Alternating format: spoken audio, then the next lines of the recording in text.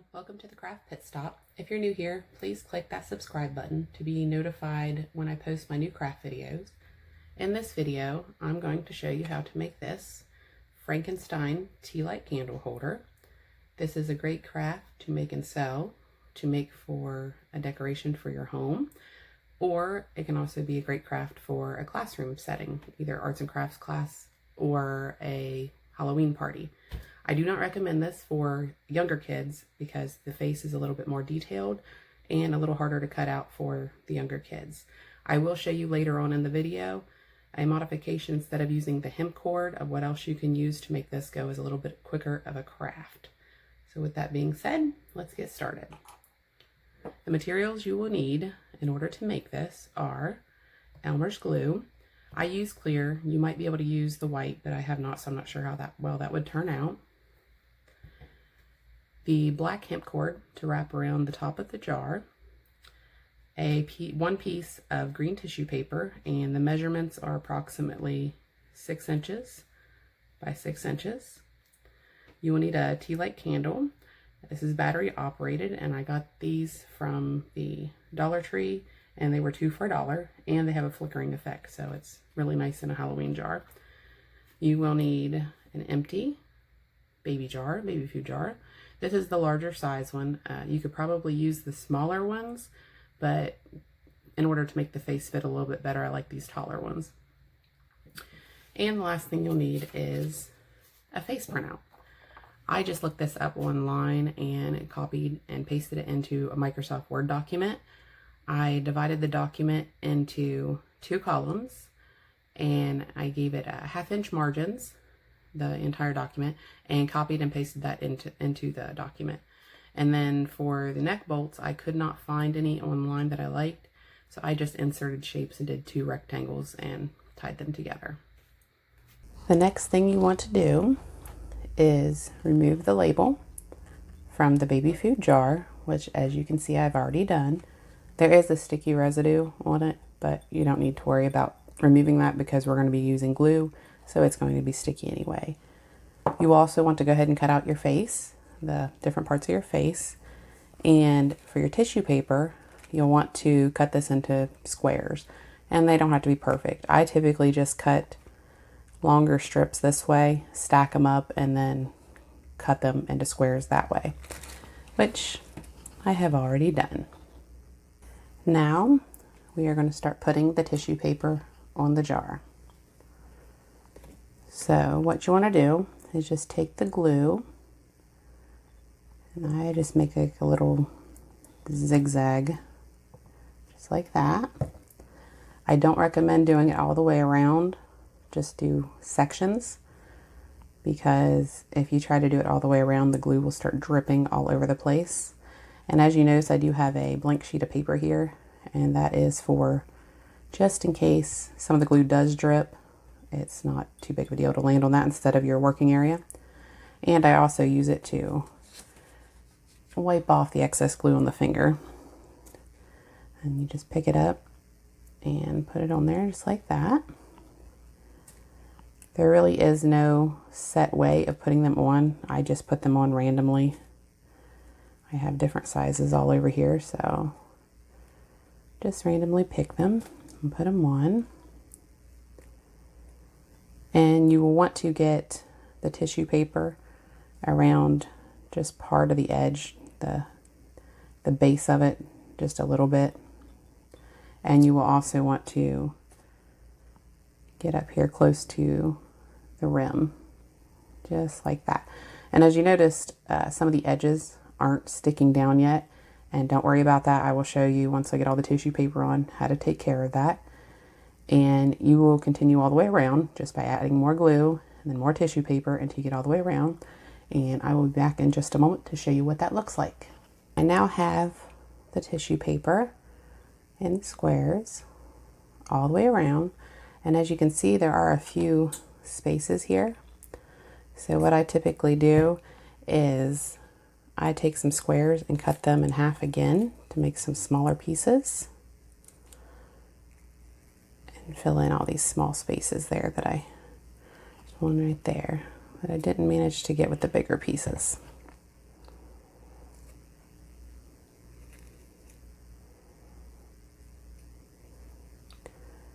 And as you can see, my edges are, the edges of my tissue paper are sticking up everywhere.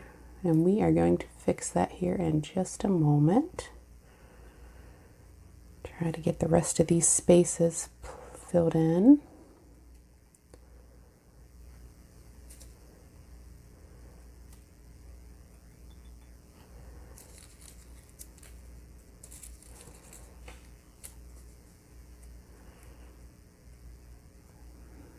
And that, I think, will do it.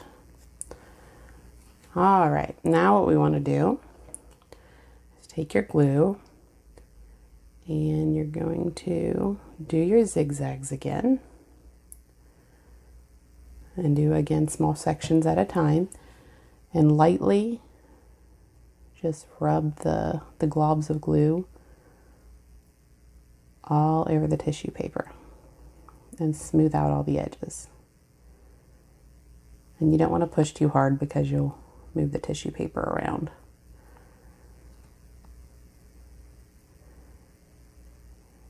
Make sure you get the bottom and up around the rim. And you will continue to do this all the way around. And I will be back in just a moment when I get that finished. I've now got all of my tissue paper thoroughly glued down. And then you can use a bunch of glue, it doesn't matter at this point. Now what we want to do is go ahead and put the face on. I do not recommend letting this dry and then putting the face on. I tried that and it turned into a big mess. And with this being wet, it makes it a whole lot easier to slide around the facial pieces. And normally I have mine just laid out exactly where everything needs to go. It makes it a whole lot easier putting it on if you do that.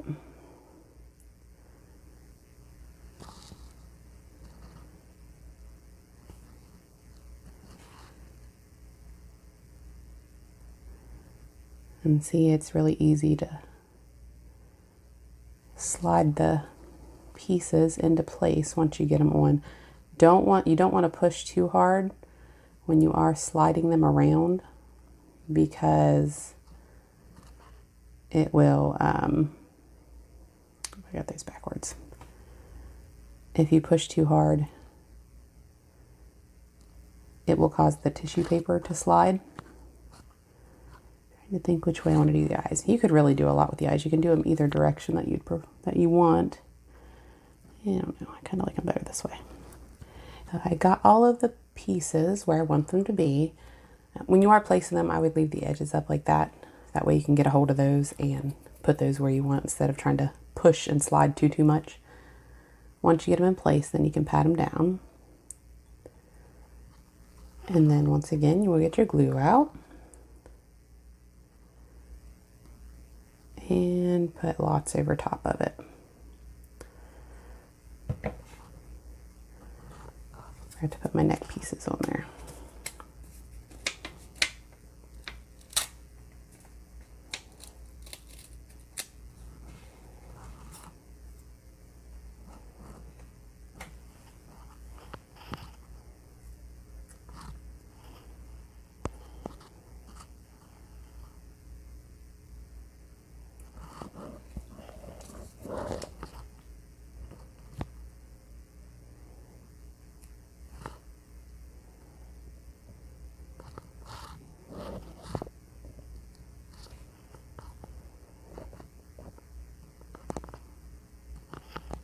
There we go.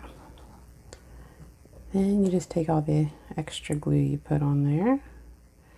And again, you have to be kind of easy spreading that around or your pieces will move.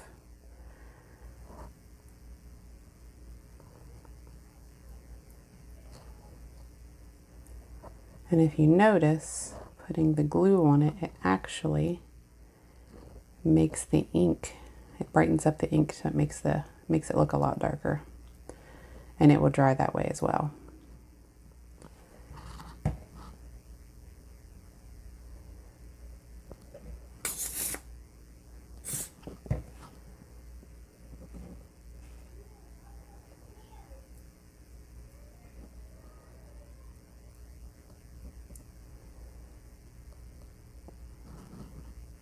Make sure you get all the edges covered there.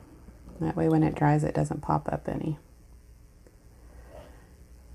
Okay, looks like I got him all covered.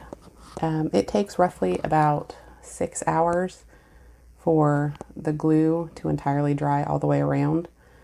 So typically I will do these in the evening and let them dry over the night, or first thing in the morning and let them dry during the day. And when you go to set them down to dry, just make sure you flip it upside down like that, because if not, if you flip it the other way, the glue that you have on the base here, it'll stick to your paper and make a very large mess. So I finished this one last night and let it dry so that we could move on to the next step. Everything around is completely dry. And it's like one little piece of his mouth there. I'll have to add a little bit more glue on, but we'll do that here in just a minute. Now the next thing we want to do is to add the hemp cord. And I told you that there would be a modification that you could do in case you would decide to do this in a classroom setting. So instead of using the hemp cord, if you wanted to, you could use, I have here, it's just black cross grain 3/8 inch ribbon. And you could just wrap that around the top just like that. And you could just glue that on and that would still look super cute. Or you could use green or green glitter or black glitter, any 3/8 inch ribbon that you can find. So now I will start with my hemp cord. I like to start in the back. I do not have an exact measurement on how much you will need. I just start winding. I take a piece of tape to hold this in place.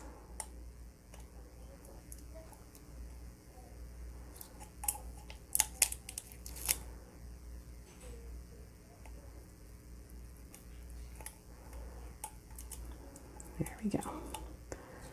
And then just start wrapping. I typically start right below the rim of the jar and I hold it and pull tight as I go around, because if you don't pull it tight then it'll try to slide around on you. And then come up to do another row, and as you do rows you can come in and fill in the gaps.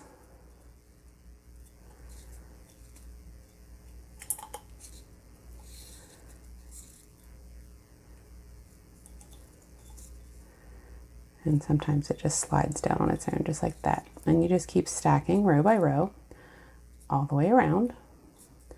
And I'll be back in just a moment as soon as I get that done. Okay, I now have all of my hemp cord wrapped around where I want it. And when I get back here on my last row, I'm going to pull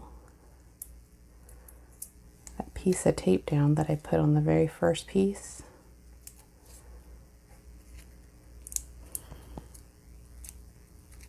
And put that right there. And behind the tape, my ending piece, and fold it over. And that way it'll hold it in place. And then just simply cut it off. All right, now what we want to do is get our glue and put lots and lots and lots of glue on again. You want to soak the hemp, that way when it dries it won't be sliding around on you.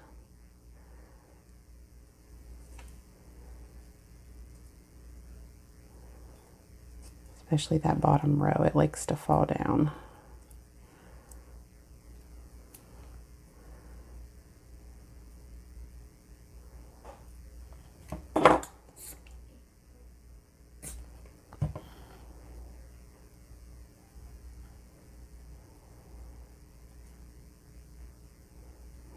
Just continue. Always make sure I get extra glue on the end piece there to make sure that it stays in place so that it doesn't pop out on you. Sometimes you'll get a lot of glue down here, and that's okay. It'll all dry.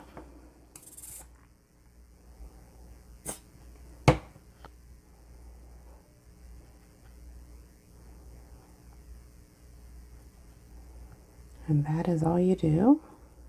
Go around and push up the bottom row if it's slid down any. Once this is all dried, you can either leave the tape there, or you can just peel it up and trim it off. And this piece where it has so much glue on it, it will stay put. And then all you do is wait for that to dry and put your tea light candle in, and it's all done.